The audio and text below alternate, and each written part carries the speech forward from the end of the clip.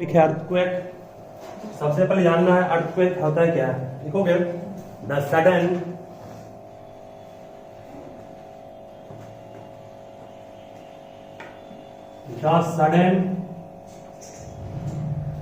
Shaking.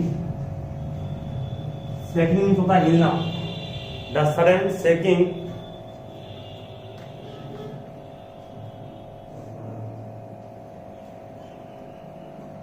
और trembling. The sudden shaking और trembling. Shaking means भी क्या होता है, थरथराना, है ना, कोई उसका हिलना। उसी शेकिंग को एक और नाम से जानते हैं, वो क्या है, ट्रेम्बलिंग। ट्रेम्बलिंग आपका शेकिंग का साइनो है। साइनो दोस्तों क्या होता है, आप लोग पढ़े होंगे, एक साइनोनियम एक एंटोनियम पढ़े है ना, मतलब कि पर्यायवाची शब्द से कहते हैं हिंदी में। एक ही शब्द का बहुत सारा शब्द होता है ना। सूर्य को हम लोग सूरज भी बोलते हैं, आदित्य भी बोलते हैं, नहीं बोलते हैं। सूर्य को सूरज भी कहते हैं, आदित्य भी कहते हैं, भास्कर भी कहते हैं, बहुत सारा नाम इसका है। तो वैसे ही शेकिंग का पर्यायवाची शब्द क्या है, ट्रेम्बलिंग भी है। शेकिंग मीन्स में होता है हिलना, और ट्रेम्बलिंग मतलब भी क्या होता है, हिलना होता है। द सडन शेकिंग और trembling of earth. Of earth लिखोगे, द सडन शेकिंग और trembling of earth which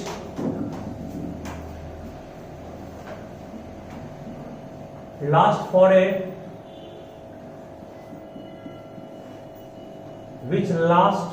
a short time is called earthquake. Which lasts for a short time is called earthquake. ठीक है, मतलब पृथ्वी का हिलना, पृथ्वी का थरथराना बहुत छोटे समय के लिए, बहुत छोटे अंतराल के लिए, उसे हम लोग क्या बोलते हैं, अर्थक्वेक बोलते हैं। ठीक है, चलिए अब पृथ्वी क्यों ट्रेम्बल करती है, इस पर हम लोग काम करेंगे। बुक को लाए हो क्या, किसी बुक है, एक बुक के अलावा नहीं है ना, लाए हो, नहीं लाए, चलो ठीक है। तो पढ़ोगे, यहां से पढ़ोगे इसको, तो पढ़ो जी एन से लास्ट में, जो अरे फर्स्ट लाइन का ही लास्ट में, फर्स्ट लाइन का लास्ट लेटर क्या है, तो पढ़िए।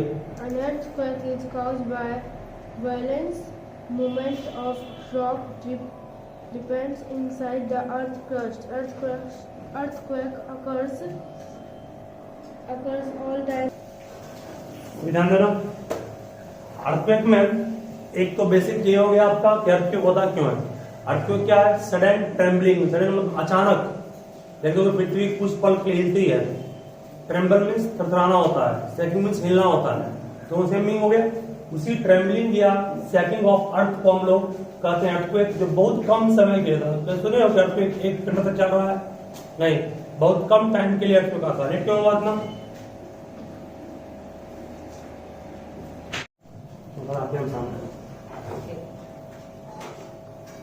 यहाँ कुछ चार वर्ड है। माइल्ड है, माइल्ड मतलब क्या होता है, बहुत छोटा, बहुत कम। इमेंस मतलब क्या होता है, बहुत ज्यादा। ठीक है, डेब्रिस मींस क्या होता है, मान लीजिए कि अगर अर्थक्वेक आया तो जो अर्थ वगैरह है, बिल्डिंग्स वगैरह जो है, बिल्डिंग्स क्या गिरते हैं ना, जो गिर गए बिल्डिंग्स, तो गिरने के बाद जो गंदगी, जो मलबा होता है, मलबा बोलते हैं उसको, नहीं, बिल्डिंग्स बहुत बड़े बड़े बिल्डिंग्स हैं, वो जब गिरते हैं तो ईटा, मिट्टी, सीमेंट, ये सब ढेर बनता है ना, उसी ढेर को बोलते हैं डेब्रिस। क्या बोलते हैं उसको, डेब्रिस बोलते हैं। और कोलैप्स मतलब होता है गिरना। क्या होता है, गिरना, बिल्डिंग गिरना, कोलैप्स। ये सब कुछ मीनिंग थे जो अर्थक्वेक चैप्टर से, टॉपिक से जुड़े हुए थे, सबके नोट कर लोगे। माइल्ड मीन्स बहुत कम, इमेंस मीन्स बहुत ज्यादा। माइल्ड मीन्स बहुत कम हो गया, इमेंस मीन्स बहुत ज्यादा, डेब्रिस मीन्स क्या हो गया, कचरा, वही जो आपका गिरा मलबा, कचरा बोलते हैं डेब्रिस। और कोलैप्स मतलब क्या होता है, कोलैप्स मतलब होता है गिरना। ठीक है,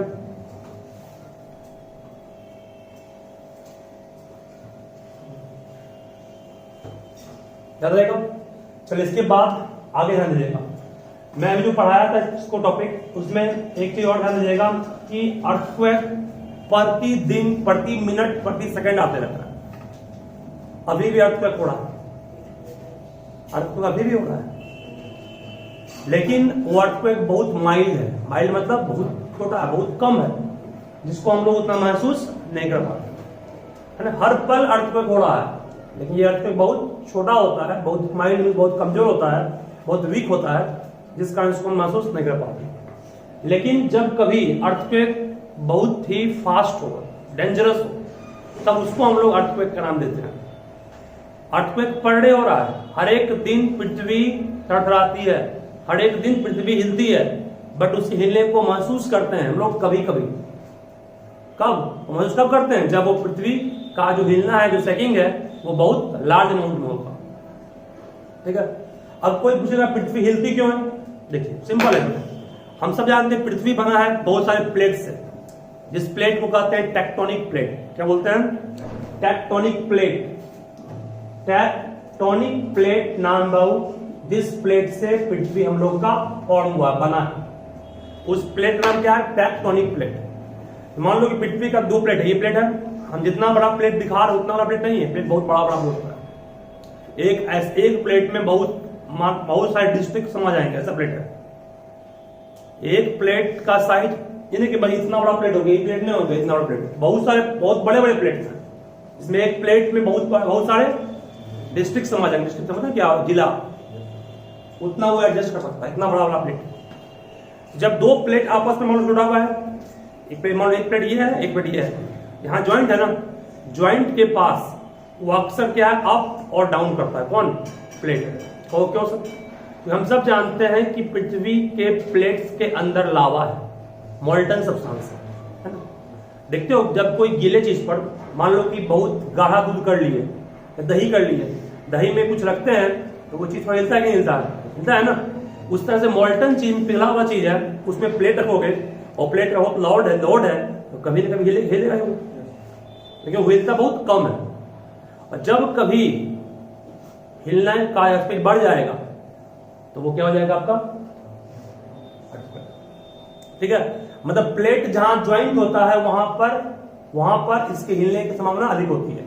और जब कभी कभी क्या होता है, वो प्लेट जहां ज्वाइंट है वो टूट जाता है, टूट जाने के कारण भी बहुत ज्यादा घातक अर्थक्वेक आता है। ठीक है, अर्थक्वेक को हम लोग सुनामी के रूप में भी देखते हैं। अगर मान लो कि समुद्र में मतलब कि समुद्र तल है ना, वहां पर अर्थक्वेक आएगा तो उस अर्थक्वेक का नाम क्या पड़ गया? सुनामी। भूकंप अगर समुद्र में आ गया तो पानी भी जहां तक गएगा बाहर, उसी को सुनामी बोलते हैं। ठीक है, तो भूकंप ही है सुनामी को काउज करने वाला। ठीक है, बस इतना ही अंतर है। अगर अर्थ पे हुआ है तो अर्थक्वेक, अगर समुद्र में हुआ तो नाम क्या पड़ गया उसका? सुनामी। सुनामी में टी साइलेंट है, आपके बुक में स्पेलिंग भी दिया होगा, वो लिखता है टी, सुनामी, मतलब यहाँ पर टी वर्ड साइलेंट है, पढ़ते क्या इसको? Tsunami, T silent, T silent word, मतलब इसको आपको उच्चारण नहीं करना है, इन्हें टी सुनामी बोलेंगे इसको, सुनामी बस। ठीक है, क्या बोले? Tsunami, not T tsunami. Tectonic plate से कौन बना है? बोल दिया तुम, अर्थ बना है टेक्टोनिक प्लेट से, बहुत सारे प्लेट से, और जहां ज्वाइंट होते हैं वहीं पर ज्यादातर संभावना होती है उसके टूटने की। उसके बाद कोई पूछेगा कि अर्थक्वेक को हम लोग प्रिडिक्ट, कोई पूछेगा प्रिडिक्ट मींस क्या, जानते हो? What is the meaning of predict? पता चल रहा। प्रिडिक्ट मतलब होता है मालूम करना, पता करना। अगर कोई पूछे आपसे कि क्या अर्थक्वेक को एडवांस में, मतलब पहले प्रिडिक्ट कर सकते हैं, तो करना नहीं। Earthquake can not be predicted in advance. Earthquake को हम लोग पहले पता नहीं कर सकते। कोई भी ऐसा साइंटिस्ट नहीं आया अभी तक कि जो अर्थक्वेक का अनुमान लगा लेगा पहले, कितना साल बाद फिर अर्थक्वेक आएगा, पता किसी को नहीं। ठीक है, मींस अर्थक्वेक के बारे में कोई पहले से पता नहीं कर सकता है। इसको क्या पता कि अब कब प्लेट हिलेगा, पता मालूम चलेगा नहीं। ठीक है, लेकिन मौसम के बारे में हम लोग पहले प्रेडिक्ट कर लेते हैं, क्योंकि वहां पर सैटेलाइट भेजा गया है, सैटेलाइट से मालूम चलता है नहीं कि आज का मौसम खराब होने वाला है, पानी पड़ने वाला, बोलते हैं ना। क्यों? क्योंकि सैटेलाइट आपका वहां पर क्लाउड होता है ना, क्लाउड के नेचर को मालूम करके वो बोल देता है कि अगले बार या अगले दिन या 7 दिन तक बारिश होगी, ठंड पड़ेगी, इस तरह बोलता है ना। चलिए, उसको मेट्रोलॉजिकल डिपार्टमेंट कहते हैं। मेट्रोलॉजिकल डिपार्टमेंट, जो मौसम वैज्ञानिक होता है उसका डिपार्टमेंट को कहा गया है मेट्रोलॉजिकल डिपार्टमेंट। ठीक है, एक पॉइंट लिखोगे, earthquake can not be predicted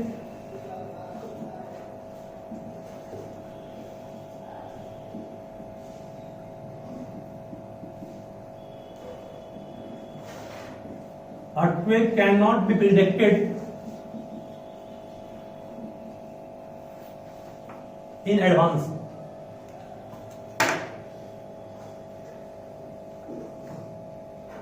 earthquake को हम लोग प्रिडिक्ट नहीं कर सकते हैं पहले से, ठीक है। चलिए वर्ड आउट कर लिए ना, mild, immense, debris, collapse, predict.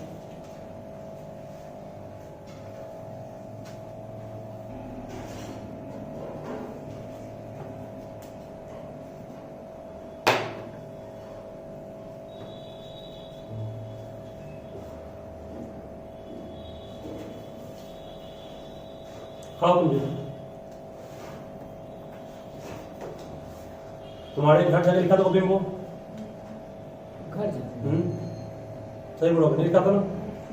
खाओ तुम अब, खड़ा होइए, बोलिए। वो तो दिया आपको। तुम काम लिखे घर कॉपी जाके लिखा है, लिखो structure of earth.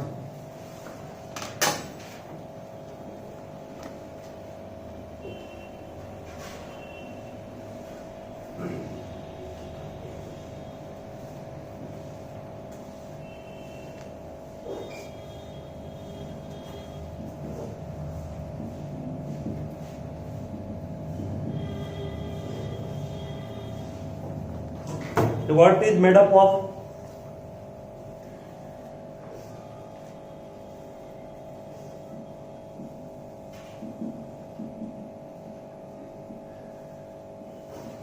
is made up of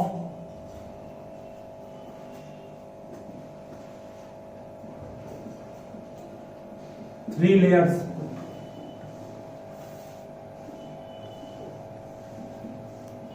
तो पहला कोर, दूसरा मेंटल और तीसरा क्रस्ट। देखिए एक पार्ट ये है, एक पार्ट ये है और एक पार्ट सबसे बाहर का है। जिस पार्ट पर हम उड़ा रहे हैं, है ना, जिस पार्ट पर उड़ा रहे हैं उस पार्ट को क्या कहा गया है? क्रस्ट, ठीक है। और ये सब जो आप देख रहे हैं, जिस पार्ट पे मैं रह रहा हूं वो पार्ट कौन सा है? क्रस्ट है, जहां हम उड़ा रहे हैं, ठीक है। और हम उड़ा रहे कहां है? प्लेट्स के ऊपर। इसे कहा गया है डेंस रॉक। उस डेंस रॉक को बोलते हैं मेंटल। डेंस रॉक किस से बना है? डेंस रॉक जो है उस पार्ट को क्या बोलते हैं? मेंटल बोलते हैं, ठीक है। उसके बाद हम लोग आएंगे इस पार्ट पर। इस पार्ट में जानते हो क्या होता है? इस पार्ट में पिघला हुआ लोहा होता है, जिसको मोल्टन आयरन बोलते हैं। यह है आउटर कोर। और सबसे अंदर का पार्ट, ये पार्ट क्या हो गया? इस पार्ट को बोलते हैं आउटर कोर। आउटर कोर जो पार्ट मेंटल के अंदर है, उस पार्ट नाम क्या है? Outer core. सबसे बाहर वाले पार्ट को मेंटल, और जिस पार्ट हम रह रहे हैं वो पार्ट क्या है? क्रस्ट, ठीक है। और एक लास्ट है जहां पर सॉलिड आयरन पाए जाते हैं, वो पार्ट है सॉलिड आयरन। इसे कहते हैं कोर। क्या बोलते हैं तुम लोग? कोर बोलते हैं, ठीक है। सबसे अंदर का पार्ट कोर हो गया, उसके बाहर का पार्ट मोल्टन आयरन, उसके बाहर का पार्ट मेंटल, और जहां रह रहे हैं वहां क्या हो गया? क्रस्ट। सब लिखिए इसको पास में। चलिए लिखो तुम भी।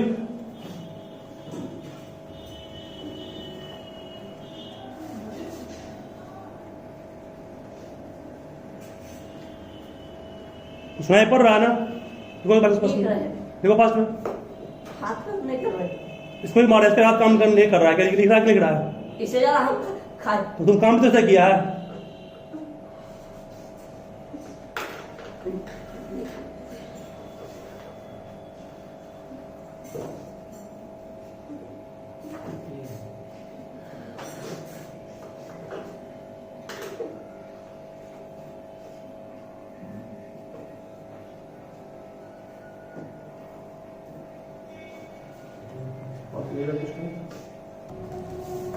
देखो it is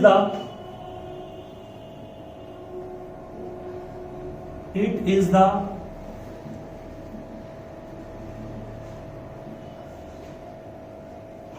innermost part of earth. It is the innermost part of earth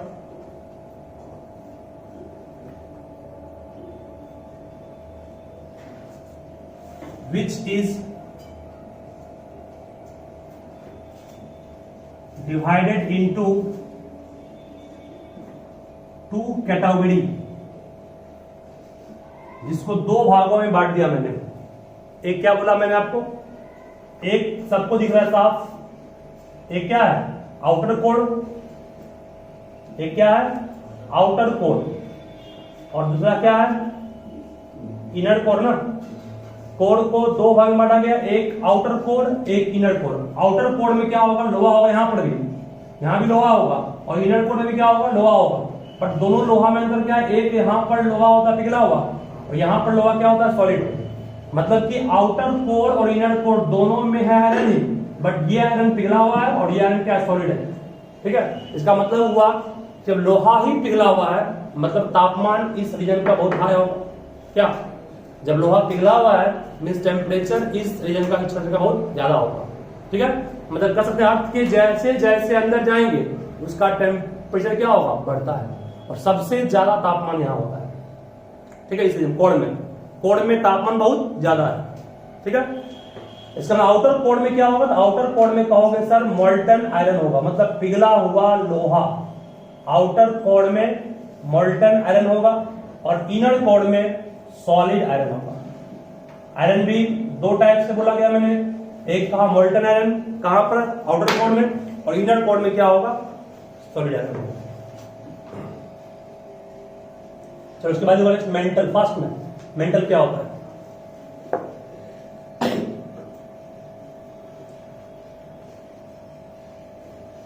हो गया यहां पर द रीजन बिटवीन, मेंटल में द रीजन क्षेत्र हो गया, the reason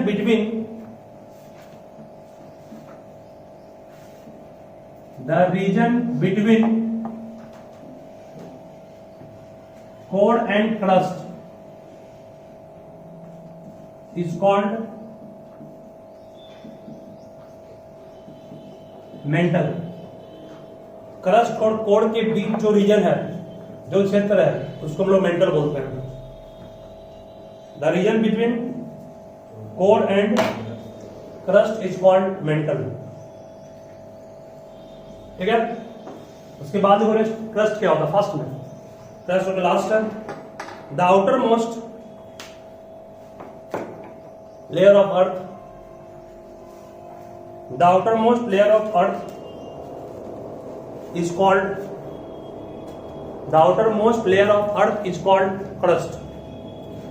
The outermost layer of earth is called crust. सबसे बाहरी हिस्सा जहां हम लोग रह रहे हैं वो क्या है, क्रस्ट। ठीक है, फिर उसके बाद फिर ध्यान देना, फिर से बोल रहे हैं इसको हम, ये पूरा अर्थ है। अर्थ का शेप कैसा है, स्फेरिकल माना गया है। अर्थ का शेप स्फेरिकल है। अर्थ के सबसे बाहर का लेयर जहां हम रह रहे हैं वो क्या है, क्रस्ट। और क्रस्ट बनाए किस से, बहुत सारे स्टोन से बना है, बहुत सारे पत्थर से बना है। वो पत्थर एक नहीं है बल्कि बहुत सारे प्लेट्स हैं। जिस प्लेट का नाम क्या बोले आपको, टेक्टोनिक प्लेट, उसके बारे में आपको और डीप मेडिकल पढ़ाएंगे। ठीक है, आज की बस शॉर्ट में डिफाइन लिखा दिए जैसे क्या क्या होता है, इसके बाद टॉपिक के अंदर जाएंगे कल। उसके बाद फिर कहा मैंने कि क्रस्ट के अंदर आएंगे तो जो पार्ट मिलेगा आपको वो मेंटल है, और अंदर जाएंगे तो पार्ट मिलेगा मोल्टन आयरन का पार्ट, उसको भी कोर कहा गया। कौन सा कोर कहा गया, इसको आउटर कोर। उसके और अंदर गए तो भी आपका कोर का ही पार्ट है जहां पर आयरन सॉलिड होंगे, जिसका नाम दिया गया इनर।